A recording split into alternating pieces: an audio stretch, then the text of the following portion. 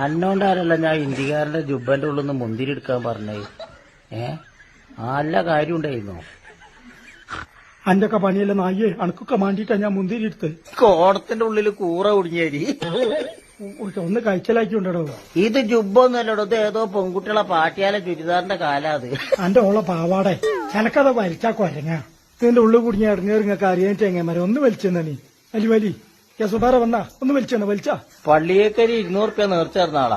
അത് ഞാൻ അതിന്റെ ഉള്ളിൽ കുടുങ്ങിയപ്പന്നെ നേർച്ചേർന്നെ. എപ്പോഴും നേർച്ചേരാ എന്റെ ബാപ്പേര് പൈസ.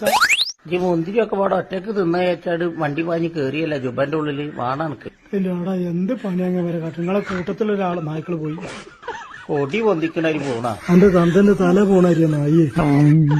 വല്ലാത്തൊരു കോളിത് വിളഞ്ഞീമേൽ ഈ ചൊട്ടിയരിയായി പോയാലോ കുറച്ചാനെ. നീ തൊപ്പിക്കോടന്റെ വട്ടത്ത് കണ്ടാലും ഞാൻ ഈ ജാതി പരിപാടിക്കുണ്ടാവില്ല. പൊന്നാർ ചെങ്ങ ആരെങ്കിലും ഒന്ന് കഴിച്ചാലൊക്കെ ഉൾപ്പെടെ എനിക്ക് ആകെ ഇടങ്ങേറായി. മഞ്ചേരിയോ ഇവിടെ തുണി കുടിച്ച് ചാകാനായിരുന്നു. മഞ്ചേരിയോ